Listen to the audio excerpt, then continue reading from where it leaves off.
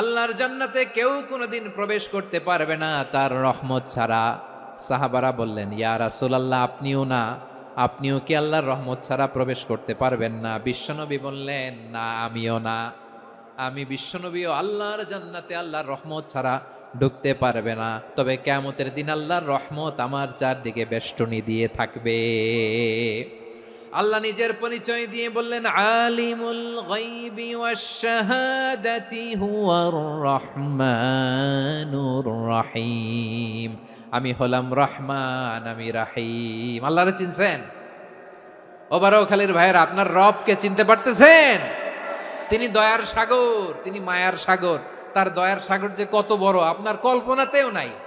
এজন্য আপনার পাপ যত বড় হোক, অন্যায় যত বড় হোক, অপরাধ যত বড় হোক, আপনার জুলুম যত বড় হোক, আল্লাহর রহমান নামের দরিয়া তার চাইতেও বড়। আল্লাহ বলেন, খুলিয়া ইবাদিয়াল্লাযীনা আসরাফু আলা আনফুসিহিম লা তাকনাতু মির রাহমাতিল্লাহ ইন্নাল্লাহা ইয়াগফিরুয যুনুবা জামিআ ইন্নাহু হুয়াল গফুরুর রহিম। ও আমার গুনাহগার বান্দারা, শোনো, জুলুম করেছো, ভুল করেছো, অন্যায় করেছো, আল্লাহর রহমত থেকে নিরাশ হয়ো না। আমরা বিশ্বাসীরা কশিনকালে আল্লাহর রহমত থেকে নিরাশ হব না, ঠিক কিনা বলেন? আল্লাহর রহমত থেকে নিরাশ হবেন? ভুল করে ফেলছেন, আরে ভুল তো সবাই করে। পাপ হয়েছে, আরে পাপ তো সবার আছে। আপনারা সবাই পাপী, সবাই পাপী। যত পাপ হোক, ভুল হোক, অন্যায় হোক, অনুতপ্ত হয়ে তওবা করে, অজু করে, জায়নামাজটা বিছিয়ে সেজদা দিয়ে চোখের পানি ছাড়েন। চোখের বেয়ে পড়া পানি আল্লাহর কাছে যে কত প্রিয়। অনুতপ্ত বান্দার চোখের পানির ফোঁটা তার চোখ বেয়ে, নাকের ডগা বেয়ে জমিনে ড্রপ করার আগেই আল্লাহর ওই বান্দার সব গুনাহ মাফ করে দেয়। আল্লাহ বললেন, আমি রহমানুর রহিম, আমি দয়াময়, আমি মেহেরবান। এরপর আল্লাহ বললেন, হুয়াল্লাহুল্লাযী লা ইলাহা ইল্লা হুয়াল মালিকুল কুদ্দুসুস সালামুল মুমিন। হুয়াল্লাহুল্লাযী, তিনি এমন আল্লাহ, লা ইলাহা ইল্লাহু, তিনি ছাড়া কোনো ইলাহ নাই। আল মালিক, তিনি হলেন আল মালিক। দুইটা শেষ, আর রহমান আর রাহিম শেষ। এবার আল্লাহ 3 নাম্বার গুণবাচক নামের পরিচয় দিচ্ছেন। আল্লাহ বলছেন, আমি হচ্ছি আল মালিক। আমি কি? মানে সম্রাট। আল মালিক মানে হচ্ছে the king, the king of kings. সব রাজার বড় রাজা, মহারাজা। তার চেয়ে বড় রাজা আর কেউ নাই, তার চেয়ে বড় সম্রাট আর কেউ নাই, তার চেয়ে বড় ক্ষমতাধর সত্তা মহাবিশ্বে দ্বিতীয় কেউ নাই। চিৎকার করে বলেন, ঠিক কিনা? তিনি আল মালিক। আল মালিক মানে ক্ষমতাধর, ক্ষমতার মালিক, রাজা ধীরাজ বাদশাহ। তার ক্ষমতা আর আমাদের ক্ষমতা একরকম নাকি? হ্যাঁ, আমাদের দুনিয়াতে ক্ষমতা অস্থায়ী ক্ষমতা, ঠিক কিনা বলেন? আইজ আছে কাল নাই, এরকম না ক্ষমতা? আল্লাহর ক্ষমতাও তো এরকম না, আইজ আছে কাল নাই এরকম। দুনিয়াতে দেখবেন কোন দেশের প্রেসিডেন্টের 4 বছরের ক্ষমতার মেয়াদ, কোন দেশে 5 বছরের। আল্লাহর কয় বছরের? 10 বছরের নাকি 20 বছর, 100 বছর? আল্লাহর ক্ষমতার মেয়াদ কতদিন বলেন? বুঝে থাকলে বলেন তো। চিরকাল তার ক্ষমতার মেয়াদ। চিল্লায় বলেন, ঠিক কিনা? নিরঙ্কুশ ক্ষমতা, একচ্ছত্র ক্ষমতা বলতে যা বুঝায়, এই ক্ষমতা একমাত্র আল্লাহরই আছে। আমাদের ক্ষমতার জন্য আমরা ডিপেন্ড করতে হয়, ওর ডিপেন্ড লাগে, ওই জনমত নেওয়া লাগে, ওই জনগণের কাছে যাওয়া লাগে, ভোট চাওয়া লাগে। এরা ভোট দিলে এরপরে আমরা আসবো, ঠিক কিনা? আবার জনগণ না চাইলে আমরা নাই। আল্লাহর ক্ষমতা কি এরকম? হ্যাঁ। আবার দেখবেন দুনিয়াতে ক্ষমতায় যাওয়ার জন্য জোট করা লাগে। জোট, জোটের রাজনীতি আছে না নাই?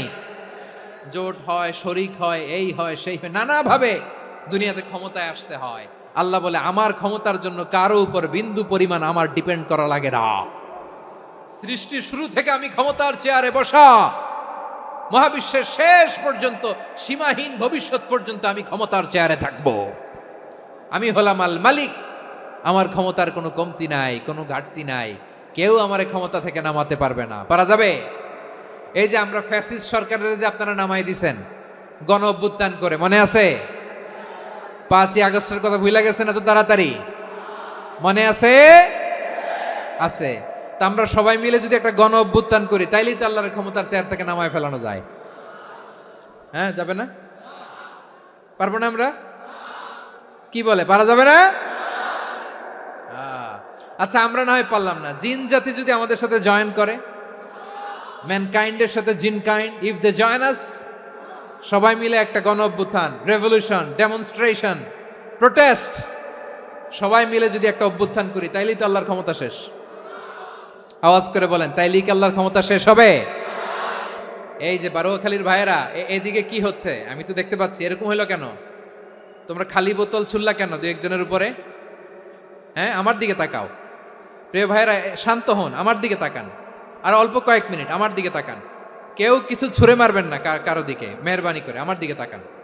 তাহলে আমরা সবাই মিলে একটা গণ অভ্যুত্থান যদি করি, আল্লাহর ক্ষমতা থেকে নামানো যাবে।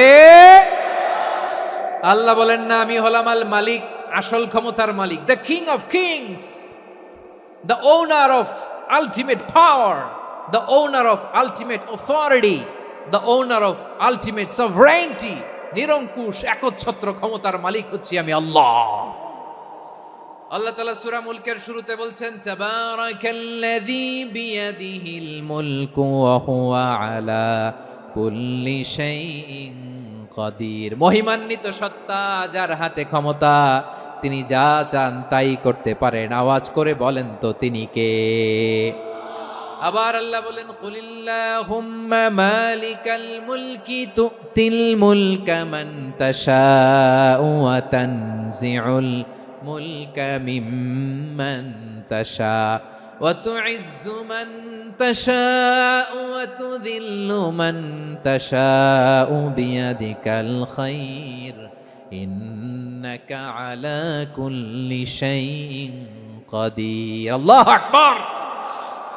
এ নবী, আপনি বলুন, আল্লাহুম্মা মালিকাল মুলক, আল্লাহ আপনি ক্ষমতার মালিক, তুতিল মুলকা মান তাশা, যাকে চান তারে ক্ষমতার চেয়ারে বসান, ওয়া তানজিউল মুলকা মিম্মান তাশা, যাকে চান তাকে ক্ষমতার চেয়ার থেকে ছুঁড়ে ফেলে দেন। তিনি কে? ক্ষমতার চেয়ারে বসায় কে? আবার মনে চাইলে আস্থা করে ছুঁড়ে নিক্ষেপ করেন, তিনি কে?